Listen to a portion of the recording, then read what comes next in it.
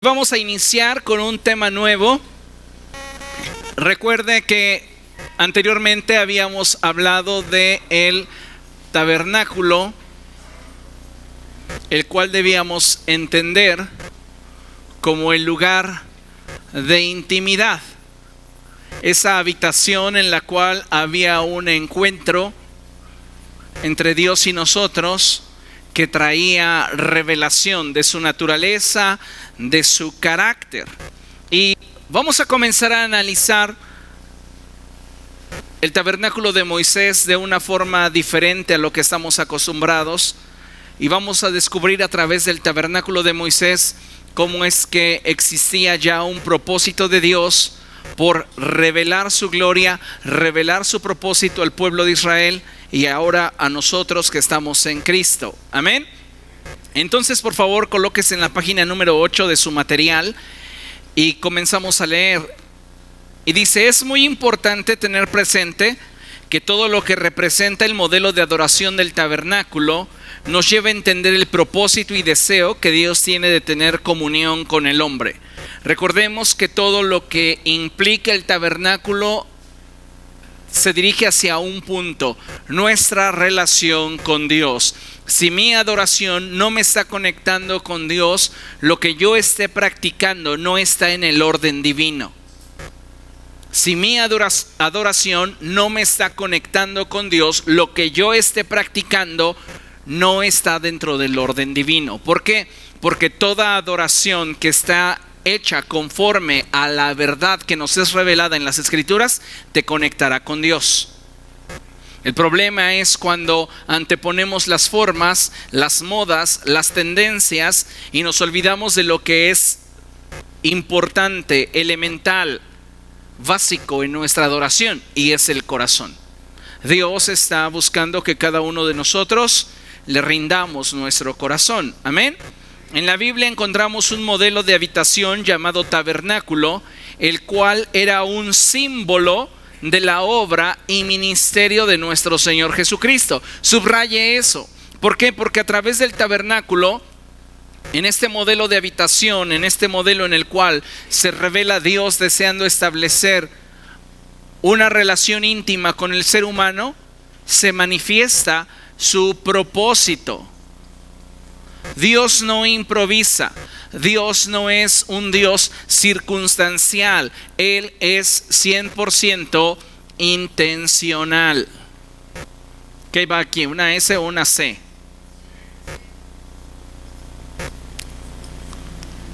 Dios es intencional. Él no es circunstancial. Todo lo que determina tiene con ello y manifiesta en ello una intención. Amén. Ahora, dice en nuestro manual, en la Biblia encontramos un modelo de habitación llamado tabernáculo, el cual era un símbolo de la obra y ministerio de nuestro Señor Jesucristo. Pero también es una invitación para todos aquellos que anhelan estar en el punto más alto en cuanto a adoración se refiere, el cual es la presencia manifiesta de Dios. El propósito de Dios o la intencionalidad de Dios al presentarnos un modelo a través del cual podemos tener intimidad con Él, no es el que nosotros nos sintamos bien al adorar, no es el que tengamos a disposición lindas canciones o una atmósfera en la cual creamos o sintamos que estamos más cerca de Él. Dios es omnipresente. En otras palabras, Él está en todo lugar, pero Él no se manifiesta en todo lugar. Y el propósito de una adoración, conforme a lo que la palabra de Dios enseña, recuerde que el Señor Jesucristo dijo que tales adoradores estaba buscando el Padre, adoradores que le adoraran en espíritu y en verdad. El propósito de esta adoración es que nosotros podamos tener un encuentro de naturalezas con Dios. En otras palabras, si yo no llego a tener un encuentro con la manifestación de Dios, yo estoy lejos de lo que en realidad Dios desea. Me puedo conformar con los cantos, me puedo conformar con estar en un lugar donde se cantan alabanzas, o me puedo conformar simplemente con el hecho de sentirme en un lugar donde me hacen sentir a gusto. Pero ese no es el propósito por el cual Dios nos invita a su presencia. Él nos invita a su presencia porque intencionalmente Él quiere manifestarse a nosotros. Él quiere revelarse. Él quiere darse a conocer. Entonces la finalidad de la adoración es que nosotros podamos tener un encuentro íntimo con Dios y Él pueda manifestarse a cada uno de nosotros. Es pues a través del tabernáculo que Dios le ordenó a Moisés que le edificara, que podemos comprender el propósito de Dios para nosotros que le amamos y servimos. El tabernáculo encierra en sí mismo la clave para llegar a la presencia de Dios y a habitar en ella. Es decir, en el modelo del tabernáculo que vamos a estudiar, vamos a encontrar cómo Dios desde antes de todas las cosas, antes de la fundación del mundo, ya tenía como propósito que el hombre tuviera un encuentro con Él, una relación con Él. Para poder entender el propósito de Dios para nosotros a través del tabernáculo, necesitamos comenzar de afuera hacia adentro. Note esto es para entender el propósito de Dios para nosotros. Debemos comenzar a analizar el tabernáculo de afuera hacia adentro, pasando etapa por etapa a fin de comprender el proceso que nos lleva hacia su presencia manifiesta.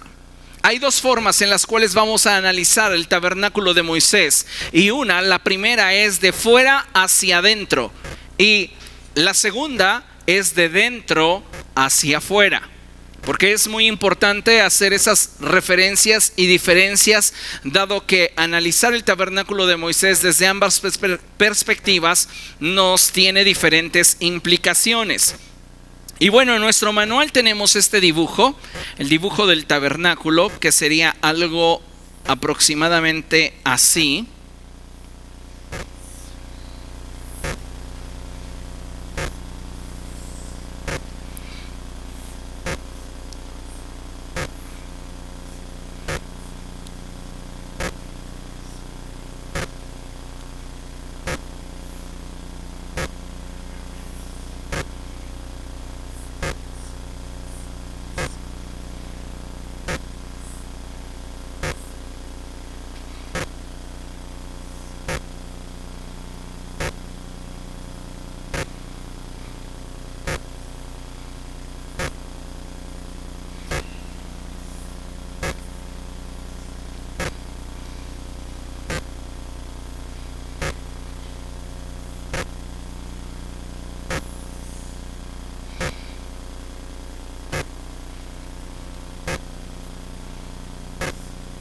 Consideremos algo así el diseño del tabernáculo. Ahora bien, vamos a irlo analizando. Primeramente les voy a ir mostrando cuáles son sus partes para que vayamos teniendo una comprensión mejor de lo que en cuanto al diseño del tabernáculo se refiere. Tenemos una parte externa del tabernáculo, una parte fuera de esta habitación, la cual recibe el nombre de el atrio. Tenemos el altar del sacrificio,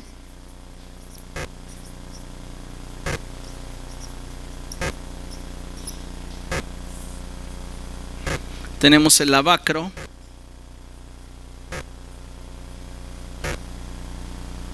y dentro de esta tienda, que sería la tienda de la comunión, tenemos una división. Y la primer parte de esta se le conoce como el lugar santo. Y después había un velo que dividía la última habitación, y a esa última habitación se le conocía como el lugar santísimo. Dentro del lugar santo, nosotros encontrábamos algunos elementos que son muy importantes y que nos dan un simbolismo muy fuerte acerca de la persona del Señor Jesucristo, que lo veremos más adelante, pero quiero mencionarlos. Entrando al lugar santo, encontrábamos el candelero,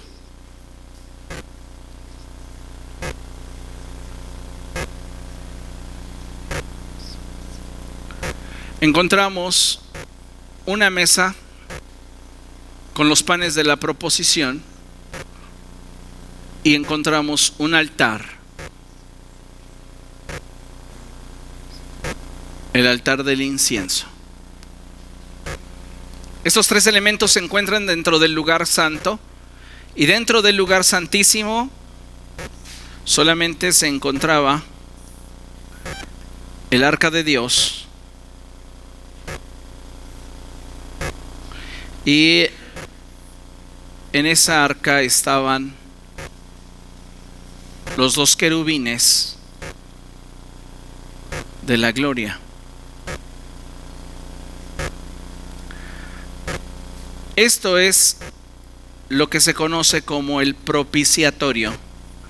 Este era el lugar donde se depositaba la sangre del sacrificio.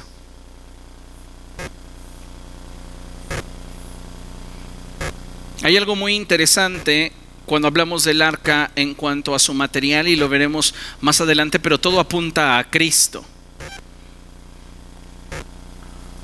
En el arca se encontraban estas como orejitas en la orilla de la caja, que era donde se insertaban las varas, para que en su momento los sacerdotes,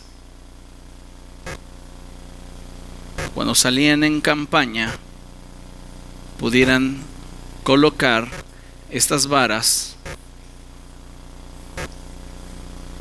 sobre sus hombros.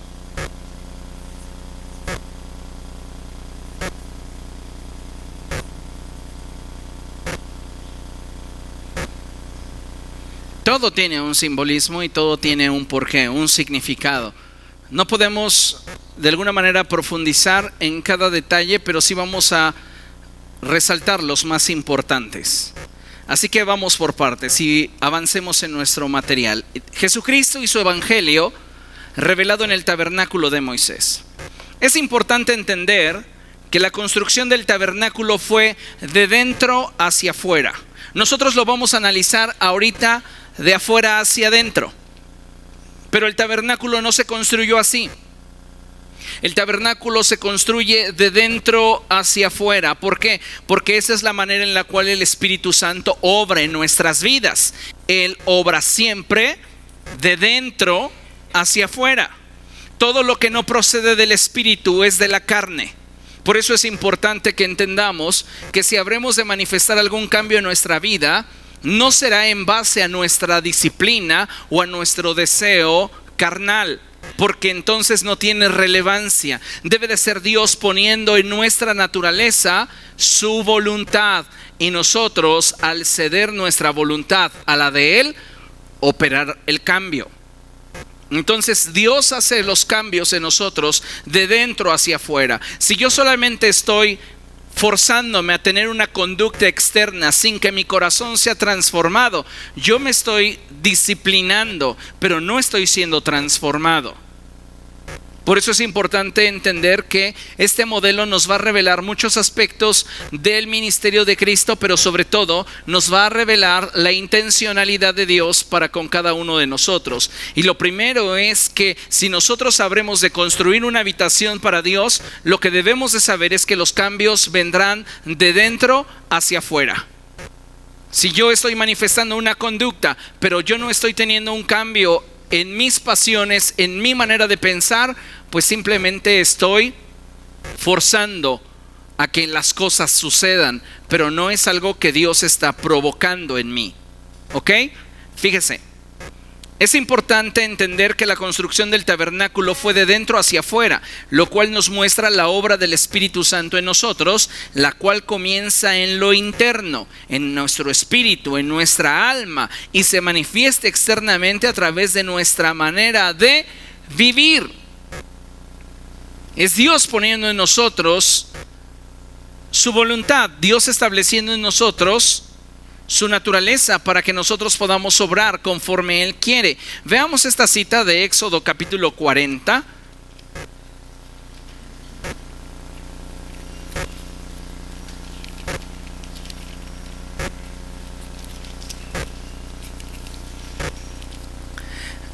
versos del 1 al 11. Y dice la escritura así: el Señor habló con Moisés y le dijo: el día primero del mes primero levanta el santuario, es decir, la tienda de reunión. Pon en su interior el arca del pacto y cúbrela con la cortina. Lleva adentro la mesa y ponla en orden. Pon también dentro del santuario el candelabro y enciende sus lámparas. Coloca el altar del incienso frente al arca del pacto y cuelga la cortina a la entrada del santuario. Coloca el altar de los holocaustos frente a la entrada del santuario, la tienda de reunión. Coloca el lavamanos entre la tienda de reunión y el altar y pon agua en él. Levanta el atrio en su derredor y coloca la cortina a la entrada del atrio. Toma el aceite de la unción y unge el santuario para que todo lo que haya en él sea consagrado junto con todos sus utensilios, para que sea un objeto sagrado. Unge también el altar de los holocaustos y todos sus utensilios. Conságralo para que sea un objeto muy sagrado. Unge además y consagre el lavamanos y su pedestal. Nota, en todo esto que la palabra de Dios nos está expresando, estamos notando un orden de dentro hacia afuera. ¿Qué fue lo primero que se colocó? El arca del pacto.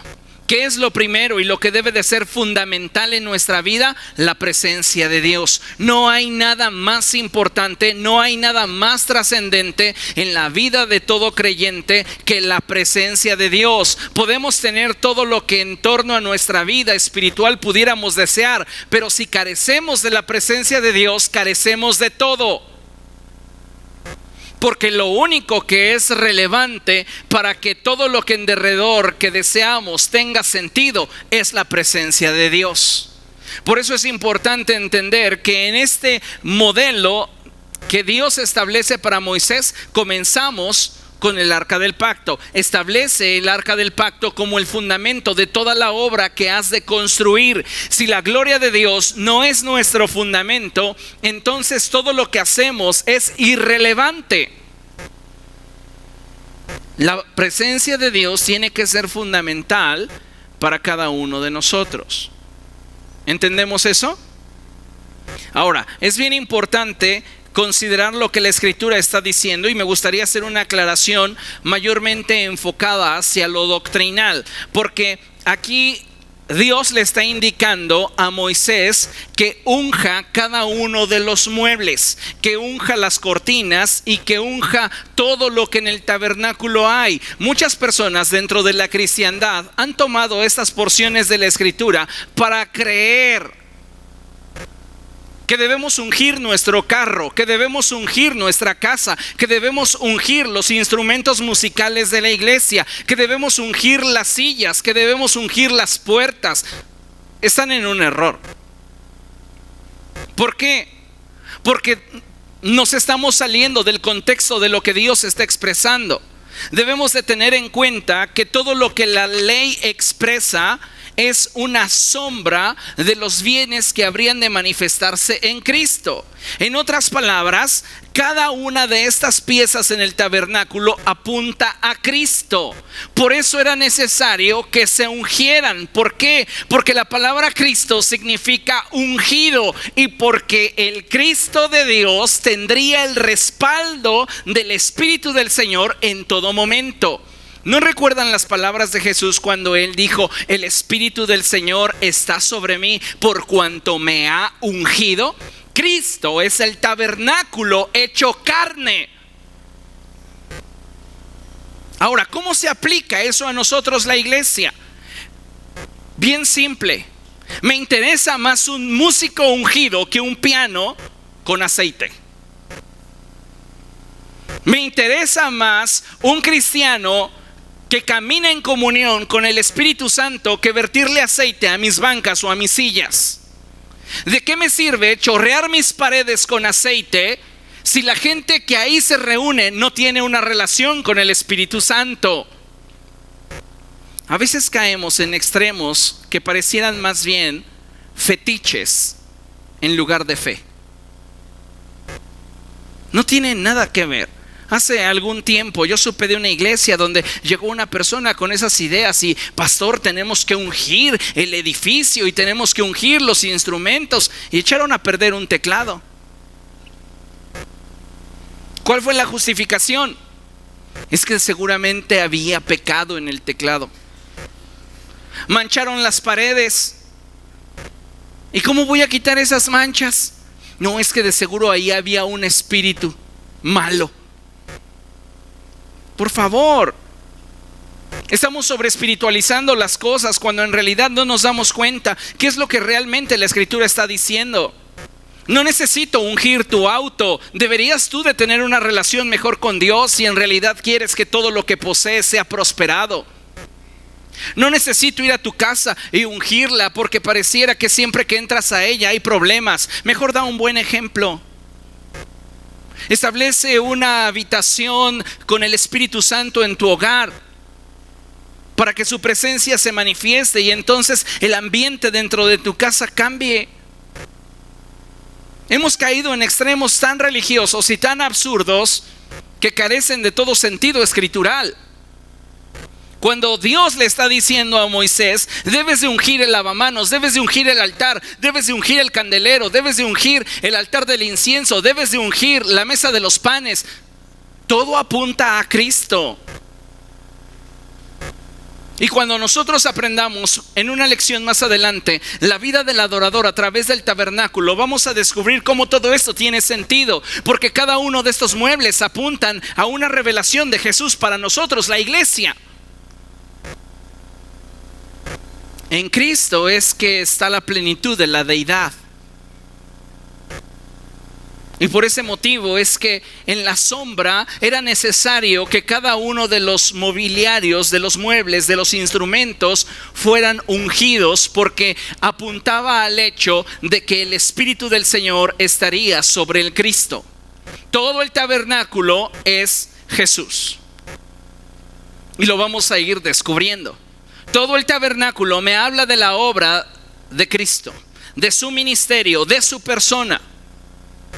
Entonces es muy interesante que nosotros vayamos generándonos un criterio y no caigamos en expresiones absurdas o en prácticas antibíblicas que no tienen nada que ver con lo que la palabra de Dios nos está enseñando.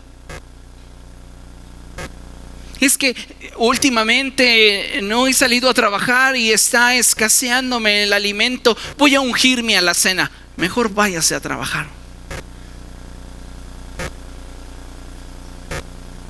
A veces tratamos de culpar al diablo de todo. Es que últimamente mi hijo está muy rebelde, pastor, voy a ungir su almohada. Salimos con cosas absurdas. Deberíamos de meter orden en nuestra casa. Y entonces las cosas deberían de cambiar. A veces, hoy día, muchas veces los padres caemos en el error de hacer lo que los hijos quieren, en lugar de que los hijos hagan lo que es correcto. Entonces, en este contexto, la Escritura no nos está enseñando que deberíamos de ungir paredes, autos, casas, muebles, pianos, instrumentos. Vamos a echarle aceite a los tambores de la batería. ¿De qué me sirve si el que está tocando la batería está en pecado? ¿De qué me sirve? Tenemos que considerar el hecho de que nosotros ministramos a Dios con nuestro corazón. Y todo lo demás viene a ser un instrumento de aquel que ejecuta su arte para agradar a Dios. No es en sí el instrumento el que va a presentar alabanza delante de Dios. A ese piano le da lo mismo que usted toque hoy una alabanza y mañana se toque en él una cumbia. Le da exactamente lo mismo. Hechicería. No le importa. Pero sabe, sí debería de ser para nosotros cristianos conflicto. Porque ¿cómo puede de una fuente brotar agua salada y agua dulce? Y ese es nuestro problema. Queremos que se unja nuestra casa, pero no estamos dispuestos a cambiar nosotros. Queremos que otro tenga la responsabilidad que a nosotros nos compete. Y es ahí donde nos equivocamos y participamos de un extremo religioso cuando no tiene contexto ni soporte bíblico alguno. Dice nuestro material, también es importante tener presente que para la erección del tabernáculo fue necesario el utilizar diversos materiales, los cuales nos hablan del ministerio y naturaleza de nuestro Señor Jesucristo. Esto lo vamos a ver en la siguiente página. Está bien interesante, pero vamos avanzando. Para su construcción, Dios ordenó a los israelitas que trajeran oro, plata y bronce. Diga conmigo, oro, plata, bronce. Téngalo en su mente. También les pidió lana púrpura, lana carmesí, lana teñida de escarlata, lino, pelo de cabra, madera de acacia, entre otras cosas. Vamos a ver la lista de lo que Dios les pide. Éxodo capítulo 35. Todo esto apunta a la manifestación del Hijo de Dios, a la manifestación de Jesús en medio de la humanidad. Éxodo 35, versos 4 en adelante, dice la palabra de Dios así: Moisés le dijo a toda la comunidad israelita: esto es lo que el Señor les ordena. Tomen de entre sus pertenencias una ofrenda para el Señor. Todo el que se sienta movido a hacerlo, preséntele al Señor una ofrenda de oro, plata y bronce, lana púrpura, carmesí y escarlata, lino, pelo de cabra, pieles de carnero teñidas de rojo y pieles de delfín. La Reina Valera traduce como pieles de tejón. No tengo conflicto, los dos son difíciles de conseguir. Madera de acacia, aceite de oliva para el alumbrado, especias para el aceite de la unción y para el incienso aromático, y piedras de ónice y otras piedras preciosas para engastarlas en el efod y en el pectoral. Dios está haciéndole una solicitud al pueblo. Cuando Dios pide algo, no es porque Él lo necesita, es porque Él quiere hacerte partícipe de lo que desea llevar a cabo. A veces nosotros pensamos y somos gente de una mentalidad tan estrecha que creemos que en la iglesia siempre se está pide y pide dinero, como si Dios necesitara de nosotros. La realidad es que cada vez que Dios presenta delante de nuestros ojos un proyecto que implique para nosotros algún tipo de sacrificio financiero, de esfuerzo, de tiempo o de capacidad, es solo por el hecho de que Él nos quiere dar el privilegio de participar conjuntamente con Él. Pero no porque le haga falta. De Él es todo el oro y la plata. Entonces, simplemente te quiere llamar socio. Y a veces no entendemos eso, porque pensamos que al dar, nosotros le hacemos un favor a Dios. Pero la realidad es que Él nos hace un favor a nosotros al aceptar una ofrenda de nuestra mano.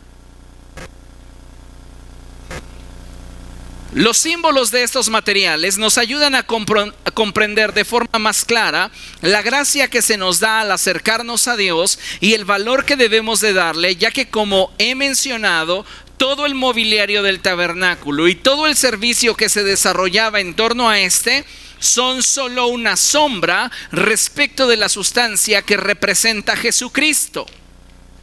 Todo lo que hay en el tabernáculo apunta a una sola persona: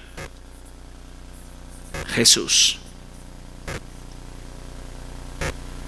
Hebreos 10:1 nos habla de esta realidad, que la ley es una sombra de los bienes venideros. La realidad se encuentra en Jesucristo. ¿Ok? Ahora vamos a analizar, de acuerdo a la cita que acabamos de leer, cuál es el simbolismo de los materiales empleados o solicitados por Dios para la erección del tabernáculo. ¿Ok? Vea, el oro nos habla de divinidad. El símbolo del oro es la divinidad. La referencia bíblica la encontramos en Primera de Juan 5:20, en Juan 1:1, en Juan 1:14. ¿A qué me refiero con esto? A que el Cristo debía de ser divino, no un ángel, como enseñan por ahí los testigos de Jehová. No un iluminado que habría de ir trascendiendo en diferentes niveles de energía y plenitud, como enseñan los mormones. el Cristo habría de ser divino, es decir, Dios hecho hombre. Y esa divinidad se manifestaría en el símbolo o en el material, mejor dicho, del oro. En la plata vemos la redención, es decir, la salvación que Él nos habría de dar. Plata nos habla de redención, porque la tasación de aquello que se pretendía rescatar, que a Dios le pertenecía, siempre se tasaba en plata. Referencias a esto, donde Cristo es nuestro Salvador, encontramos en Juan 1:29 o Romanos 3:23 y 24. En el bronce, el símbolo del bronce es sufrimiento, es muerte y también es símbolo de la justicia de Dios. Ahí encontramos en Isaías 53, versos del 2 al 7, el padecimiento que habría de sufrir el Cristo. Y en 2 Corintios capítulo 5, verso 21, cómo es que a través del sufrimiento del Cristo se manifiesta la justicia de Dios. Entonces encontramos en el bronce dos simbolismos: sufrimiento y justicia. Recuerden que eso ya se los expliqué anteriormente. La justicia de Dios tiene dos vertientes. Una de ellas tiene que ver con el castigo y la otra tiene que ver con la justificación. Nosotros merecíamos el castigo, pero por la intervención de Cristo hemos sido justificados. Pero esa intervención no fue gratuita. Él tuvo que sufrir en nuestro lugar. ¿Ok? Entonces en el bronce encontramos ese sufrimiento y esa justicia de Dios. Ahora vienen las telas. En la lana púrpura encontramos la revelación de Jesucristo como Rey. Y a Jesús lo vemos revelado como Rey en el Evangelio según San Mateo. En el lino encontramos a Jesús, el hombre perfecto. El Evangelio de Marcos nos revela a Jesús como el hombre perfecto. La lana carmesí, a Jesús, el Hijo de Dios. ¿Dónde encontramos la revelación de Jesús como el Hijo de Dios? En el Evangelio de Juan. La lana escarlata, Jesús, el Hijo del Hombre. Y el Hijo del Hombre lo encontramos revelado en el Evangelio de Lucas. Aquí es bien interesante lo que la Escritura nos está mostrando, porque estamos viendo 4 diferentes telas o colores, materiales, que apuntan a 4 diferentes manifestaciones de Cristo para con la humanidad. Cristo es revelado como un rey en Mateo, como el Hijo del Hombre en Lucas, como el Hijo de Dios en Juan y como un hombre perfecto en Marcos. 4 evangelios, 4 formas en las cuales el Cristo es revelado a la humanidad. Ahora, el pelo de cabra siempre apuntará a una ofrenda por el pecado. Esto es muy significativo, porque cuando un adorador se presentaba delante del sacerdote y llevaba para su expiación a un chivo, la ley establecía que debía de llevar dos chivos para hacer propiciación por su pecado. Uno de esos animales era degollado y era ofrecido en el altar del sacrificio, y otro de esos animales era soltado en el desierto. Esto es muy interesante. ¿Por qué? Porque es precisamente lo que Dios hace con nosotros. Cuando nosotros venimos a Él, Él se hace cargo de nuestros pecados, porque el precio de nuestra paz fue sobre de Cristo.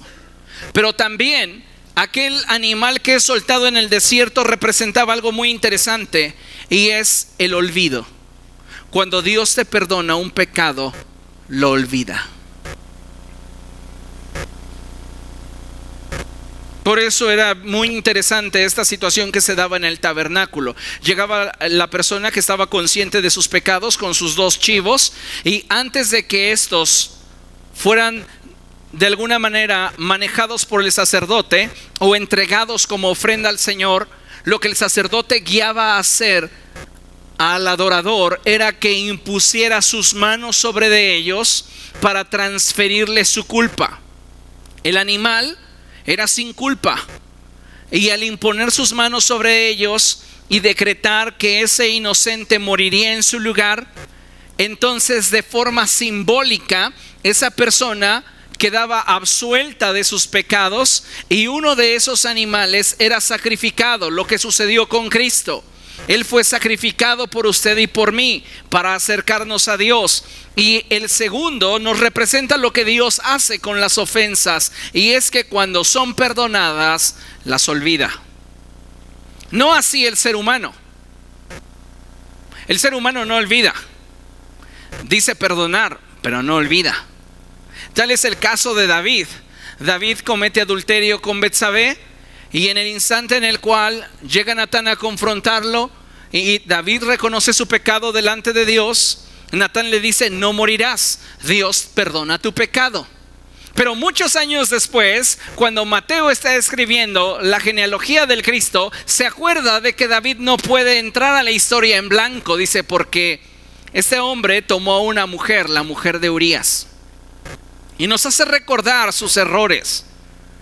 La mentalidad de los hombres está muy ligada al pasado, y eso no es algo que nos deba de extrañar, pero es algo que debemos de aprender a manejar, porque no podemos toda la vida vivir con condenación sobre nuestra vida, y tenemos que aprender a manejar aquellas áreas que en su momento no supimos hacer.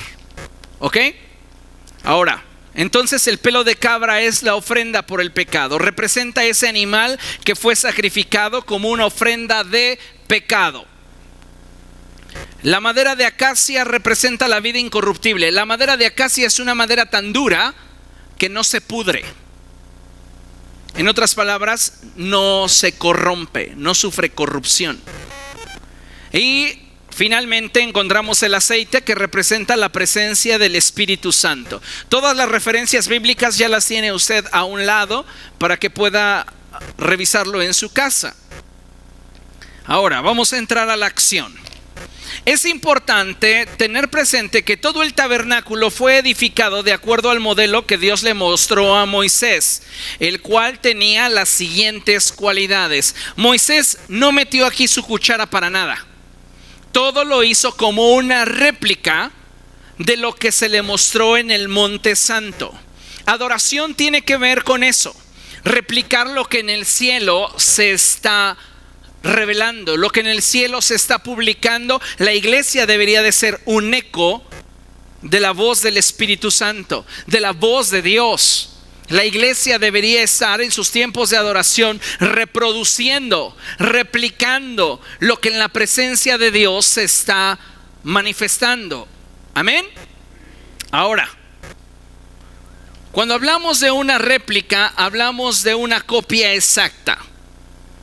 Y entonces el tabernáculo que en el cielo está, en el cual entró Cristo, es exactamente igual a este. La diferencia es que aquel tabernáculo no es de esta creación. Aquel tabernáculo en el cual Cristo entró es la creación misma de Dios, para mostrar cómo es que a través de la obediencia se puede satisfacer la justicia divina. El tabernáculo que está manifestado en la tierra es solo una sombra de lo que habría de cumplirse cuando ese tabernáculo habría de manifestarse en la tierra a través de la persona de Cristo. Ahora bien, vamos por partes y vamos a comenzar a analizarlo de afuera hacia adentro. Comenzamos con el atrio. El atrio era una estructura formada por 60 postes de madera. Note esto, yo solamente coloqué 2 postes, pero eran 60. Estamos hablando de que entonces teníamos una estructura de aproximadamente 20 20, 10, 5 y 5. 10. 60 postes. ¿Ok? Entonces hacemos la división y para que tengamos una idea un poco más clara de cómo estaban.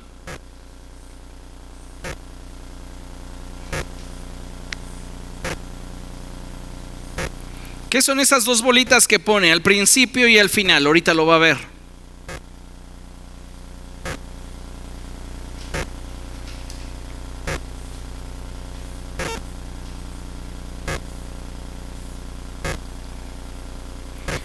Recuerde que estamos en el desierto.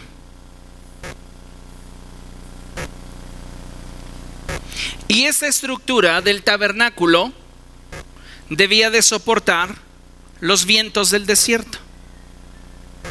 Ahora, esta estructura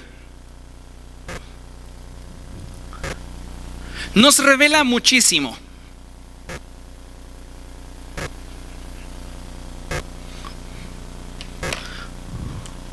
Voy a colocar el arca aquí arriba.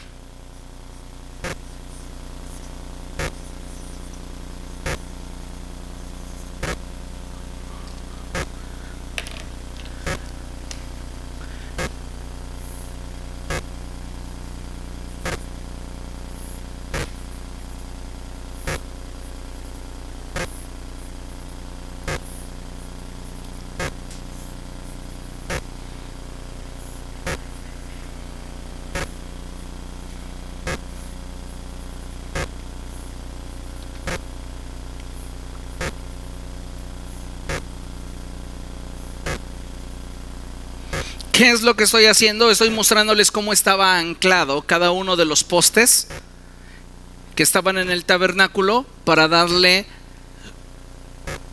una estructura sólida a todo lo que llamamos atrio. ¿Ok? Entonces el atrio era una estructura formada por 60 postes de madera. ¿Cuántos postes?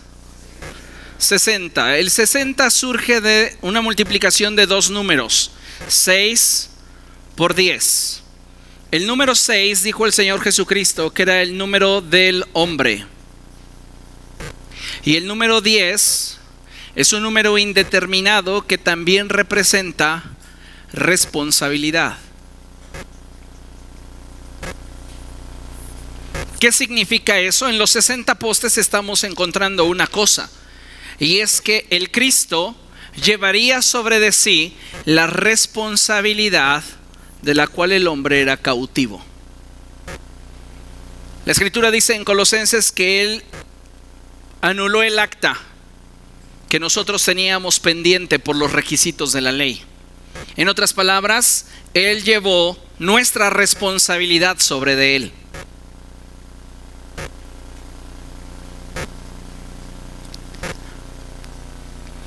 Los cuales tenían en la base un empalme de plata y una base de bronce. Cuando hablamos del atrio y hablamos de la estructura, yo necesito hacer aquí un zoom como para mostrarle en grande esto que le estoy mostrando aquí en pequeño. Y esto es algo tremendo porque usted va a ver cómo Dios es intencional.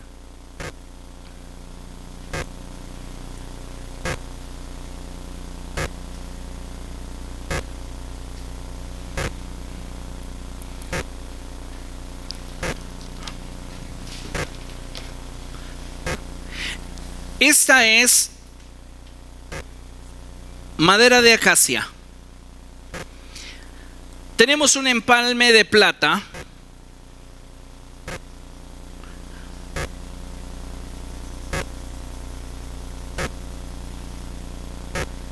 Y tenemos una base de bronce.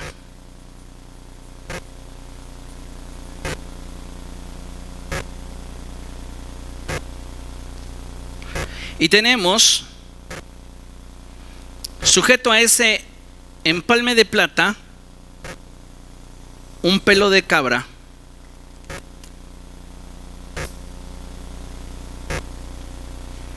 que está sujetado a una estaca de bronce.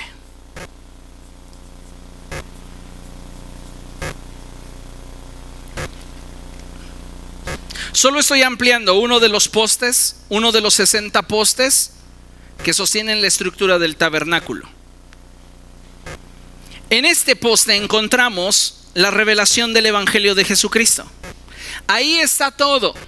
Sin embargo, ellos no lo podían ver porque ellos tenían acceso solo a la sombra. ¿Cómo es que aquí está el Evangelio de Jesucristo? Sí, muy claro. La revelación del Evangelio de Jesucristo y el ministerio de Jesús está en este poste cuando nos revela que Jesucristo o el Cristo de Dios se habría de hacer hombre por nosotros. Llevaría él una vida incorruptible, es decir, libre de pecado. Él sufriría para perdonarnos, a fin de ser para nosotros provisor de eterna salvación. Se haría pecado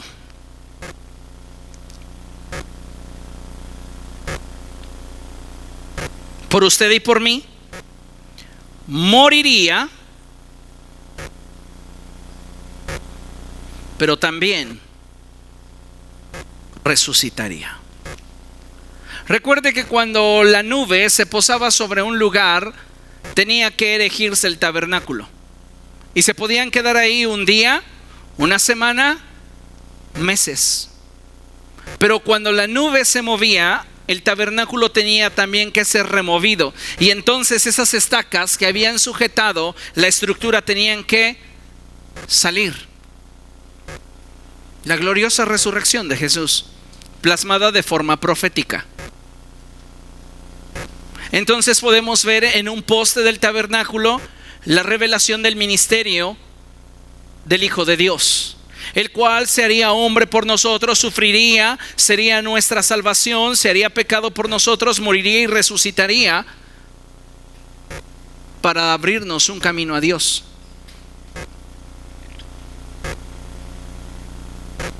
Y solo en un poste. Ahora, hay datos más interesantes o muy curiosos respecto de esto. Leemos: estaban sujetados por cuerdas de pelo de cabra y estacas de bronce. Es importante mencionar que todo el atrio estaba rodeado de cortinas de lino fino, lo cual representa la vida perfecta del Mesías y de todos aquellos que desean tener intimidad con Dios. Todo alrededor del tabernáculo era lino fino, que representaba esa vida justa del Cristo. Recuerda esa porción en la escritura que dice: y a su esposa se le ha concedido que se vista de lino fino. Y dice la escritura que ese lino fino representan las acciones justas. Bueno, pues lo que los israelitas veían era una vida justa a través de una sombra. Continuamos.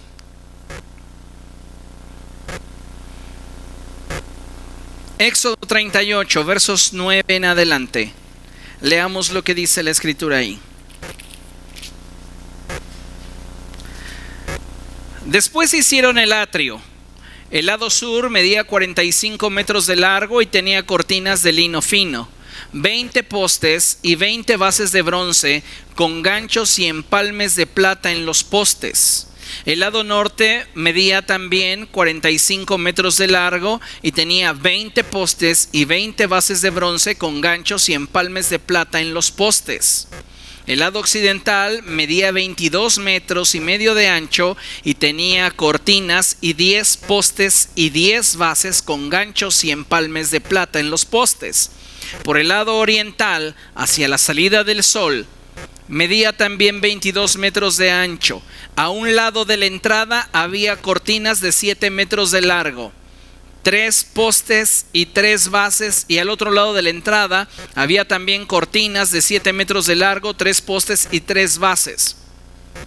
Aquí yo cometí un error, son 3 y 3.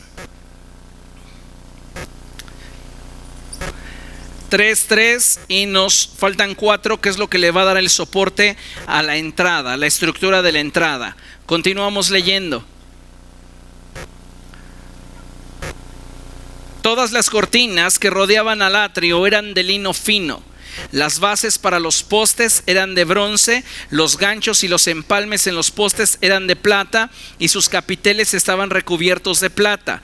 Todos los postes del atrio tenían empalmes de plata. La cortina a la entrada del atrio era de lana teñida de púrpura, carmesí y escarlata y de lino fino, recamada artísticamente. Subraye eso. Medía 9 metros de largo por 2 metros con 30 centímetros de alto, como las cortinas del atrio, y tenía 4 postes y 4 bases de bronce. Sus ganchos y sus empalmes eran de plata y sus capiteles estaban recubiertos de plata. Entonces vemos que la entrada era sostenida por 4 postes.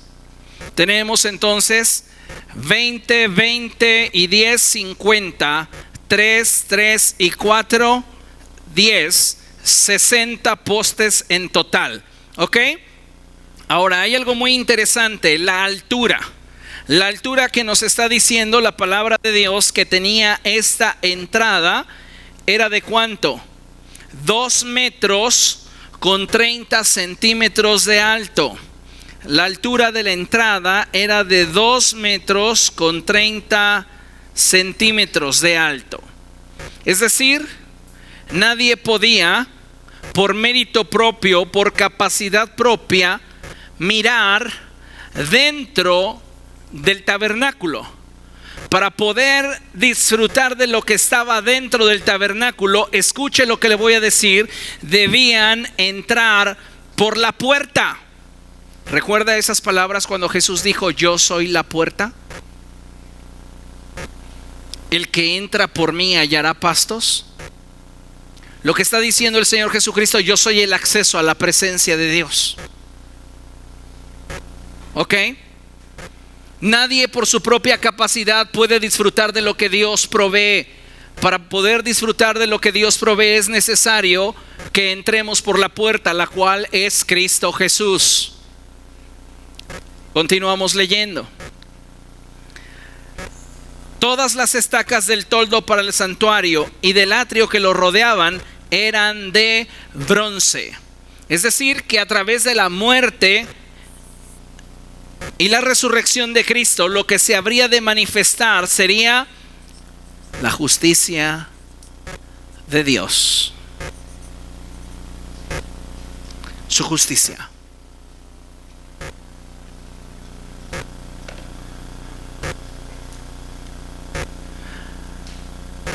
Cortinas de acceso. Hablamos ya de el atrio que rodeaba el tabernáculo, pero vamos a hacer énfasis en esta cortina de acceso.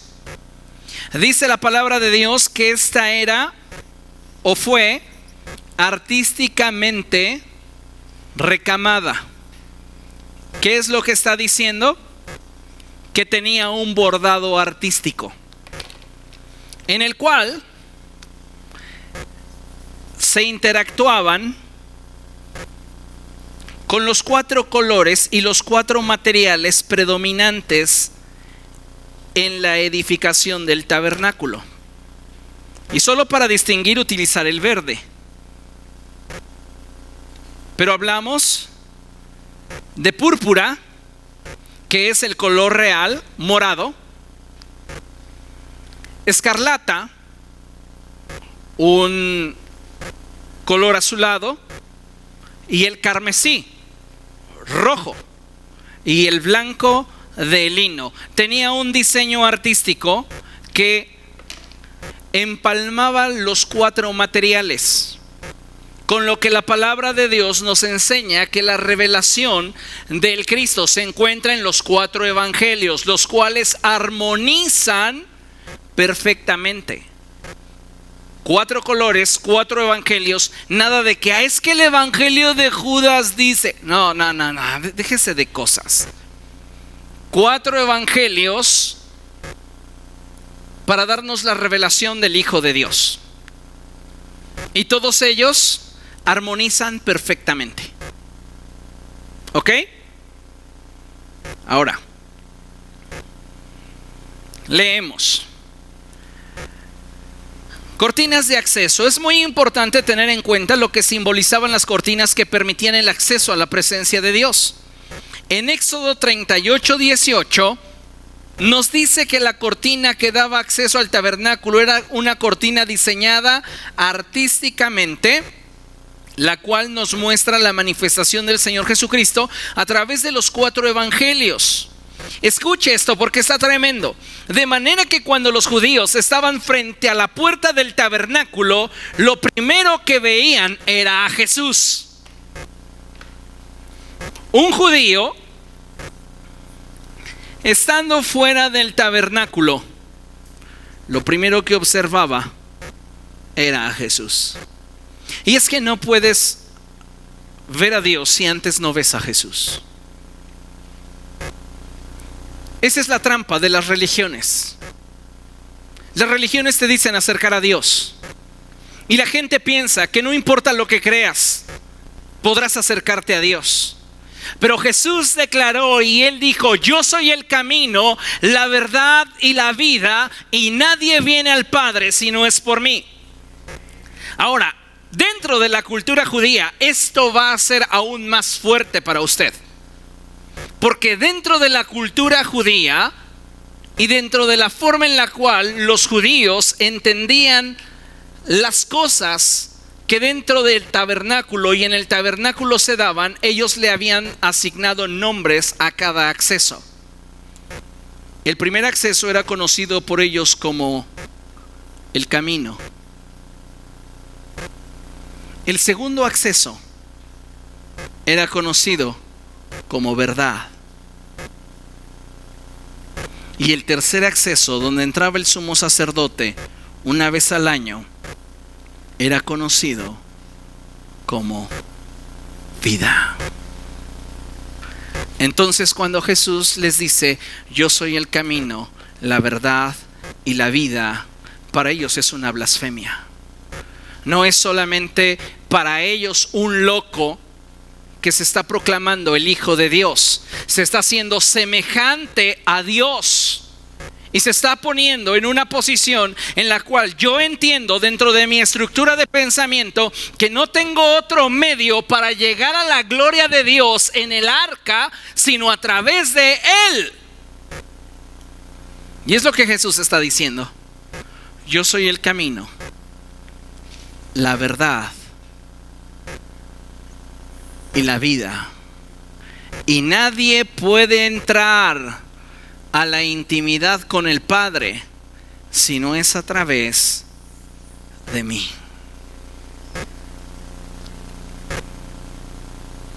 El Señor Jesucristo dijo: yo soy el camino, la verdad y la vida, y nadie viene al Padre si no es por mí. Juan 14:6. Entre los judíos se les conocía cada acceso del tabernáculo con estos nombres, de manera que cuando Jesús hizo esta declaración, para ellos era evidente lo que Él quería decir. Jesús revelándose a ellos. Por eso la Escritura dice que a lo suyo vino, mas los suyos no le recibieron. A lo suyo, ¿qué era lo suyo?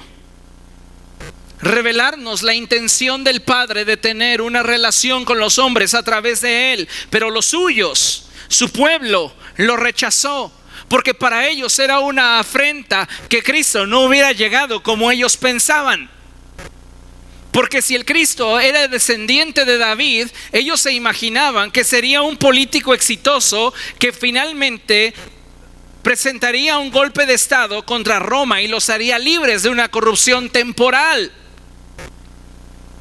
Pero lo suyo no tenía que ver con Roma.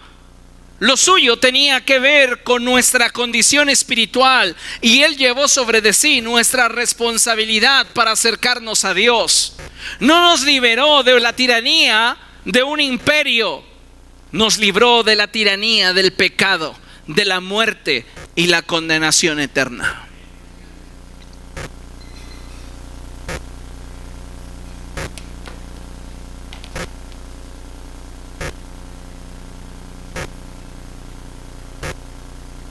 Habíamos hablado semanas atrás acerca de el sistema sacrificial y dijimos que este era uno de los elementos por los cuales Dios había aceptado el modelo del tabernáculo.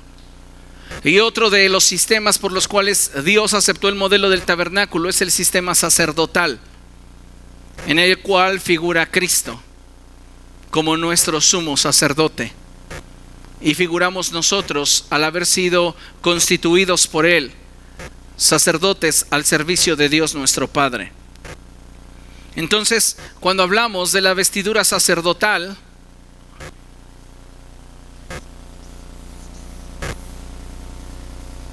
es importante destacar algo, sin meternos en el detalle del pectoral y de todo lo que utilizaba el sacerdote, pero hay algo interesante que debemos de considerar, y es que toda la ropa del sacerdote debía de ser de lino fino. Recordemos que el lino representa la justicia, la perfección. Representa el lino las obras justas, la vida perfecta del Cristo. Pero hay algo más que tenía como aplicación el lino en el sacerdote, y era que le evitaba transpirar. El sudor representa esfuerzo humano. Veamos lo que dice nuestro material. La ropa del sacerdote denota la pureza y la justicia que como ministros debemos de tener para acercarnos a Dios. Es importante notar que sus vestiduras estaban fabricadas de lino. No solamente el vestido, hasta los calzones del sacerdote debían de ser de lino. ¿Por qué? Porque debía evitarse la transpiración. Hay algo bien interesante, y es que cuando el sumo sacerdote entraba al lugar santísimo, tomaba el incienso del altar del incienso y lo colocaba en su incensario para poder llenar todo el lugar santísimo, de la fragancia de ese incienso aromático. ¿Para qué? Para que no fuera evidente delante de la presencia de Dios, en medio de los dos querubines, su humanidad, su carnalidad, y cayera muerto. En otras palabras, a través de nuestra adoración camuflajeamos nuestras debilidades, nuestra fragilidad, nuestras limitantes, porque adoramos en el Espíritu y no en base a nuestra capacidad. Por eso tales adoradores busca el Padre, gente que le adore en espíritu y en verdad. No está buscando a ver quién hace su mejor esfuerzo, está buscando quién se apega a los estándares que Él estableció y quién lo hace de verdad, de todo corazón. Veamos una comparativa entre Éxodo 39, 27, 30 y luego vamos a ir hacia Génesis. Éxodo 39, versos 27 al 30, y dice: para Aarón y sus hijos se hicieron túnicas de lino tejidas artísticamente, las mitras y el turbante de lino, y la ropa interior de lino fino. La faja era de lino fino y de lana teñida de púrpura, carmesí y escarlata, recamada artísticamente como se lo mandó el Señor a Moisés. Llevaban ellos una faja.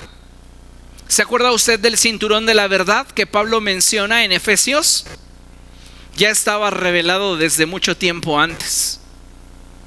El Evangelio, la verdad del Evangelio debe de ser lo que sustenta tu vida, lo que te ciñe al propósito de Dios.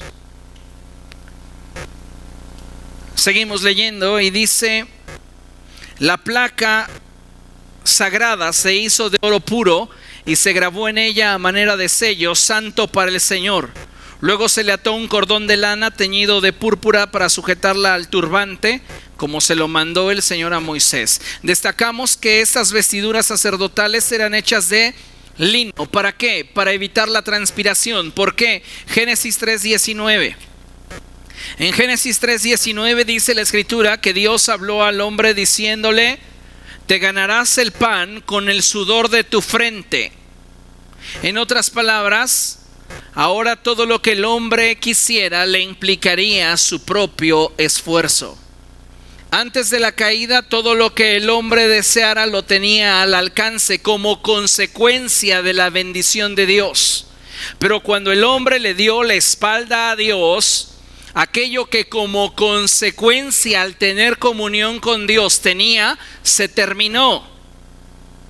Y ahora era necesario que él se esforzara para obtener lo que deseaba.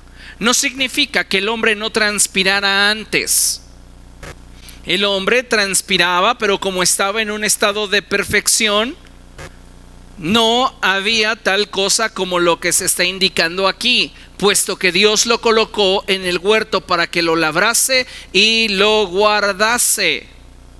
Pero ya en el estado caído, el sudor tiene una connotación de esfuerzo para poder alcanzar lo que antes por gracia se obtenía.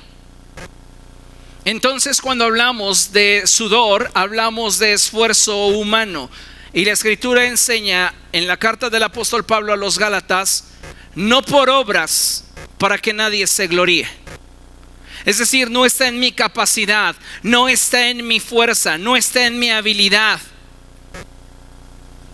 sino que es una dádiva de Dios, porque por gracia sois salvos, no por obras, no por tu capacidad, no por tu esfuerzo. Es una dádiva de Dios, es un regalo de Dios. Entonces, para movernos dentro de esta sombra que apuntaba hacia la realidad, algo que no podía permitirse dentro de esta manifestación, aun cuando fuera la sombra, era el sudor, porque nadie podrá acercarse a Dios por capacidad propia. Por eso aún en la sombra era necesario que los sacerdotes se vistieran de lino, para evitar en lo más posible la transpiración que representaba su propia fuerza. Fíjese lo que dice la Escritura en Génesis 4:3. Tiempo después, Caín presentó al Señor una ofrenda del fruto de la tierra. ¿Qué tuvo que hacer Caín para obtener esa ofrenda? Sudar. De acuerdo al contexto que leímos anteriormente, se esforzó, se sacrificó, pero no lo hizo según el orden de Dios. Por eso no le fue agradable. Porque no importa cuántas buenas intenciones tengas al hacer algo, si no está dentro del orden de Dios, no cuenta, no te lo va a aceptar Dios.